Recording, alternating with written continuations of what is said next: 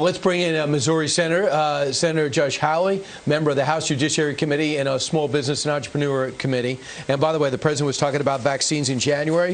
Scott Gottlieb, who used to run the FDA and still hooked in with the administration, says that by the fall they'll have multiple manufacturers who have cleared early stages of trials on vaccines, and they'll look to mass manufacture. So more hope that an American company will bring this. So, Senator, welcome. As you go back to work, what do you expect to accomplish? One thing I know for sure, Anthony Fauci's been cleared to talk to your committee, not the House committee. Yeah, we're looking forward to that. I think the number one thing has got to be jobs right now, Brian. I mean, this has got to be our top focus. President talked about it last night. We've got to get this economy reopened, and we've got to get people back to work. So I think any future relief, any further relief that Congress passes has got to be focused on jobs, jobs, jobs. Can you get anything done if the House is not convening? The Senate's going back to work, but the House is not. Don't you need both parties?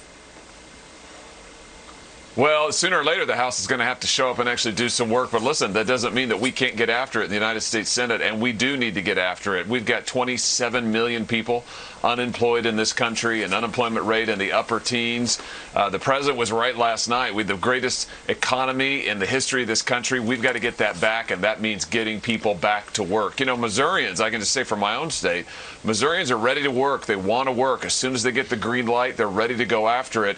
We need to adopt more legislation that gets focused on work and gets people back to work, and that's going to be my number one priority. And you know what, Senator, it sounds like you're in line with the administration, because last night on the town hall, the Treasury Secretary, Steve Mnuchin, made it very clear they're out to help the little guy, and they're not out to help bail out states that have been run badly in the past. Listen to this.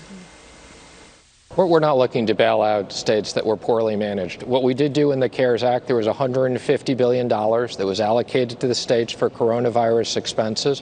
One of the things the president just instructed me to do, and we sent out guidance on Friday, that states can use the money for policemen, firemen, first responders without limits, so we can make sure that none of those people who have been fighting the front lines in any way are impacted by the states having lower revenues. But the president's very clear.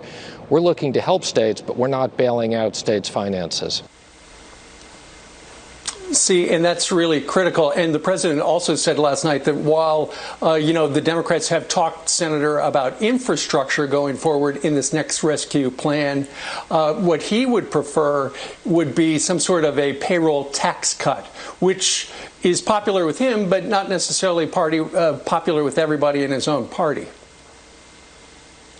Well, I'd say a couple things about that. Number one, I'd go even one step further. Let's talk about a payroll tax rebate, an advanceable rebate that would actually help businesses cover payroll right now, would give them incentives to rehire the workers they've had to lay off right now. Let's get that money into the hands of businesses so we can get it into the hands of employees, and let's do it fast. Second thing I would say is absolutely on state and local bailouts, we shouldn't be doing that at all. Fiscally irresponsible states shouldn't be using this as an opportunity to get free money from the taxpayer, because it isn't free.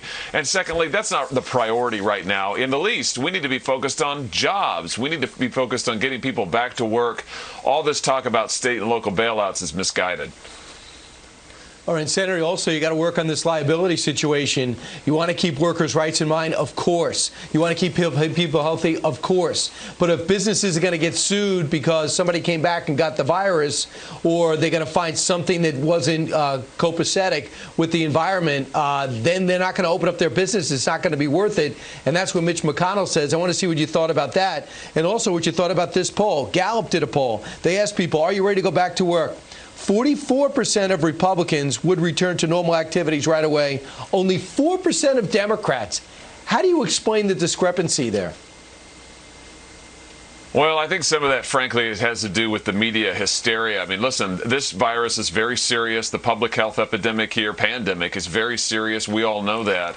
But if you listen to some of the media coverage, I mean, my goodness sakes, you would think that the world was coming to an end. Listen, we've got to continue to take smart mitigation steps.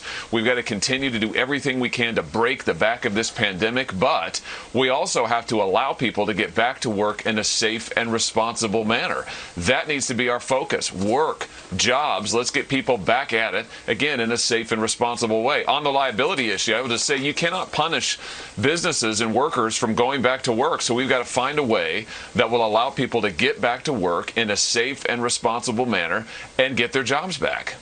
You said you don't want to punish the American worker. The president was talking about punishing China last night in that town hall. Listen to this. I think they made a horrible mistake, and they didn't want to admit it. They tried to cover it. They tried to put it out. It's like a fire. You know, it's really like trying to put out a fire.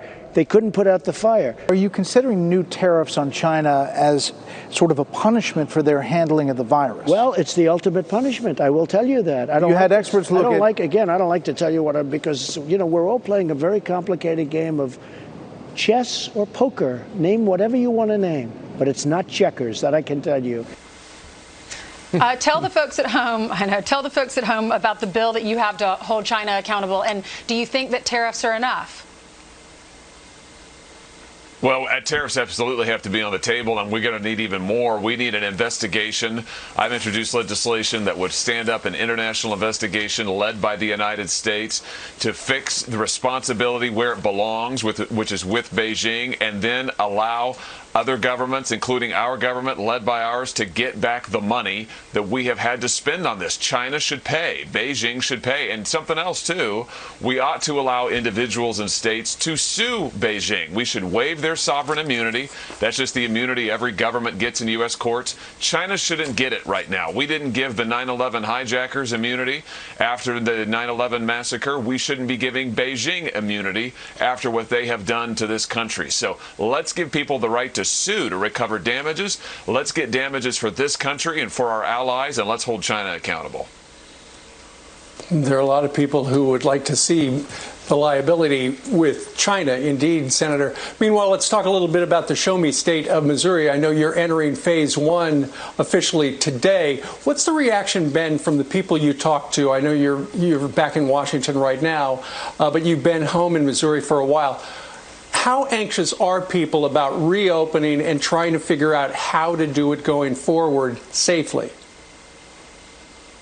I'm very anxious. I mean, listen, Missourians have been willing to do their part to break the back of this epidemic, and they certainly have been observing the social distancing guidelines, staying home, doing all of that. But I can tell you that people are so anxious to get back to work. They're anxious to have that job security, and they're anxious to contribute. I mean, Missourians are workers. Americans are workers. They want to be contributing. They want to be out there doing. And I think this is great. Missouri today gets the option to go back.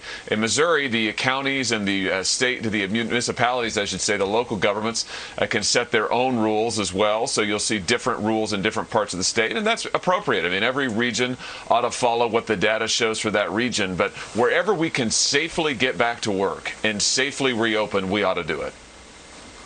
Right. And, Senator, finally, the new revelations come out, according to the AP, that it looks as though China, when they got hit with the virus, one of the reasons they weren't transparent because they wanted to hoard all the medical equipment, and they did. And then realizing how bad it was, they stopped travel within their country, but sent their people to other countries, Europe, then to New York, mostly, and then, of course, out to Taiwan, got this right away, and then out to the West Coast. We especially were hit. If these revelations prove true, what does this do to the dynamic between these nations and the rest of the world? Well, it means that China ought to be on the hook to pay for what they have done. I mean, we know that Beijing lied about this virus. They knew about it way earlier than they let on. They knew it was going to be a major pandemic. They did nothing to stop it. In fact, they actively lied. I mean, they concealed. And now we know why. They were stockpiling their own equipment, their own protective gear. So listen, they ought to be on the hook to pay back to this country and other nations, our allies, what they have done, the damages for what they have done. All right. Thank you so much Senator, for being with us. thanks so much. Yeah, thanks, Senator.